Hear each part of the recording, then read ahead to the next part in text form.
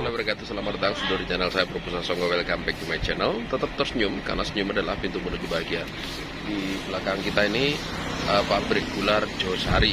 Ya, Rejosari itu wilayah kecamatan Kahutanan ya, Kabupaten Magetan. Nah, pada bulan September tahun 1948 di dalam kantor PG Rejosari ini pernah terjadi sebuah peristiwa mengerikan, yakni pembantaian para kiai, tokoh-tokoh politik, juga tokoh-tokoh masyarakat, tokoh militer juga, pejabat-pejabat negara oleh kaum pemberontak komunis atau PKI.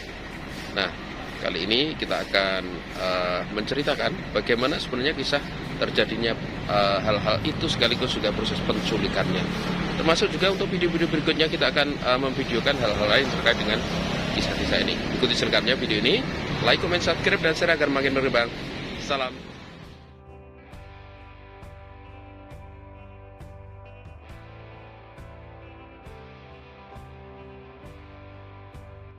Salam.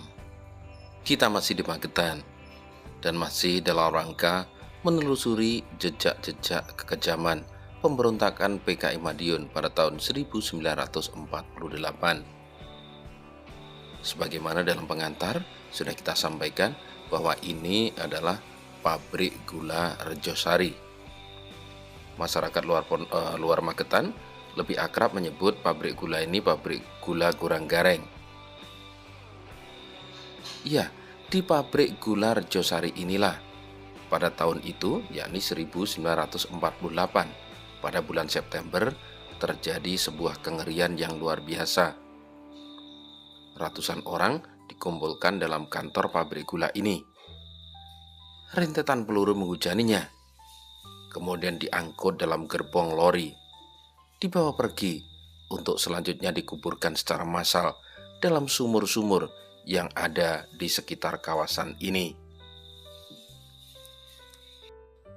Mereka yang menjadi korban kekejaman PKI pada September 1948 di tempat ini adalah orang-orang, tokoh-tokoh yang memang dikenal berseberangan secara ideologis maupun secara politis dengan Partai Komunis Indonesia.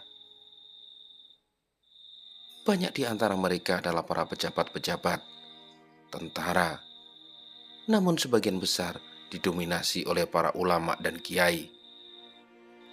Ada bupati, ada komandan Kodim, pun juga pejabat-pejabat yang lainnya. Tak terkecuali mereka dihabisi secara sadis di tempat ini.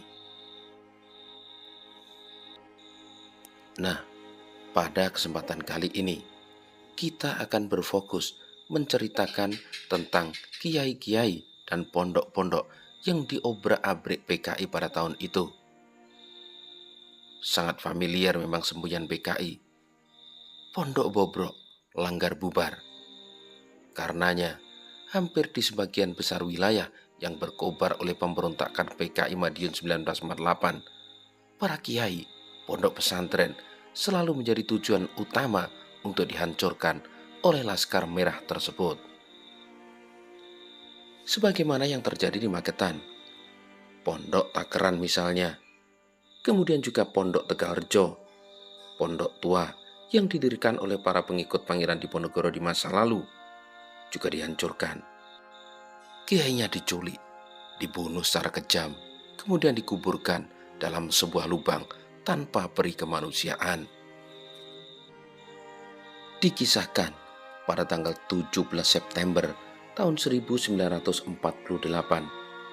Pondok Pesantren Sabilil Muttaqin atau PSM Takeran Magetan didatangi oleh serombongan laskar PKI dengan todongan senjata lengkap. Pimpinan pondok PSM, Kiai Mursyid, kemudian ditangkap, kemudian juga dibawa pergi. Bahkan sampai sekarang keberadaan Kiai Mursyid tak diketahui rimbanya. Apabila sudah dibunuh, di mana beliau ini dimakamkan, atau di lubang mana atau di sumur mana Kiai Mursyid dikuburkan, tak juga ada keterangan jelas sampai dengan saat ini. Tidak hanya menyerbu pesantren PSM Takeran, pada saat itu banyak pesantren-pesantren lain di kawasan Madiun dan Magetan yang juga didatangi gerombolan PKI di bawah pimpinan Muso itu. Sebagaimana di muka kita ceritakan, salah satu yang diserbu tersebut adalah pesantren Tegalrejo. Pesantren ini juga tak jauh dari wilayah Takran.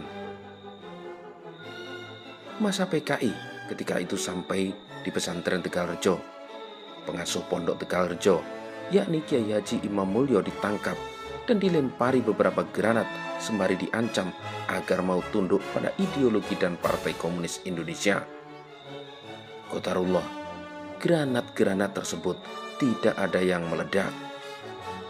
Nah, karena granat tidak meledak, maka giliran para santri yang tadinya diam kemudian berbalik melawan para laskar komunis tersebut. Namun ternyata laskar PKI ini hanyalah segerombolan pengecut yang kemudian lari tunggang langgang melihat keberanian para santri Tegalrejo ini.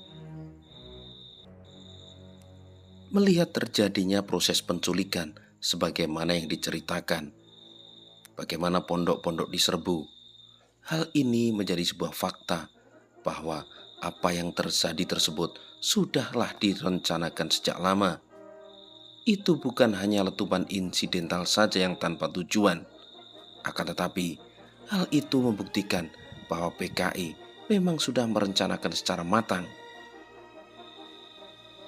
Dan lagi juga terbukti bahwa dalam waktu singkat, para pemberontak tersebut berhasil menguasai wilayah yang cukup luas, meliputi Madiun, Magetan, Ponorogo, Pacitan, Trenggalek, Ngawi, Purwantoro, Blora, Pati, Cepu, dan Kudus. Bahkan juga ada keterangan bahwa sebelum meledaknya peristiwa tersebut, di sekitar Takran Magetan bertebaran aneka pamflet tentang Muso yang sangat dibanggakan oleh PKI. Muso memang saat itu baru saja pulang dari Moskow, Rusia. Pesantren Takran kemudian dipilih untuk diserbu karena saat itu menjadi tempat dan basis pergerakan Islam. Pesantren Takran memang merupakan pesantren tua. Pesantren ini didirikan oleh seorang bangsawan atau pangeran dari Keraton Yogyakarta yang merupakan salah satu pengikut Pangeran Diponegoro. Pada masa pergerakan, pesantren Takran yang letaknya ada di sekitar ladang tebu dan pabrik gula ini memang menjadi tempat penggodokan pendirian Partai Masyumi yang secara ideologis benar-benar dan memang menjadi lawan utama dari Partai Komunis Indonesia.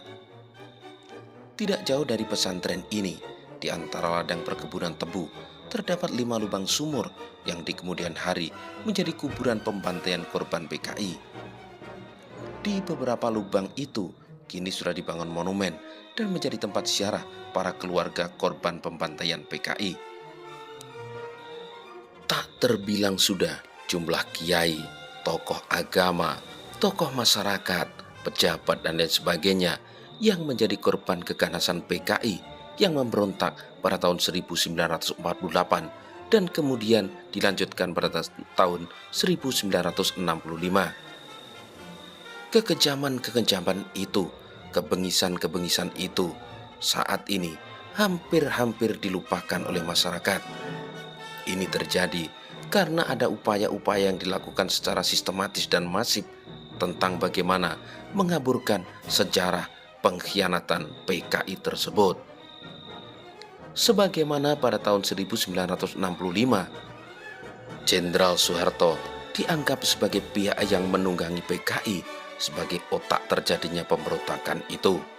Maka pada tahun 1948, pemberontakan PKI Madiun dianggap sebagai provokasi Wakil Presiden Muhammad Hatta.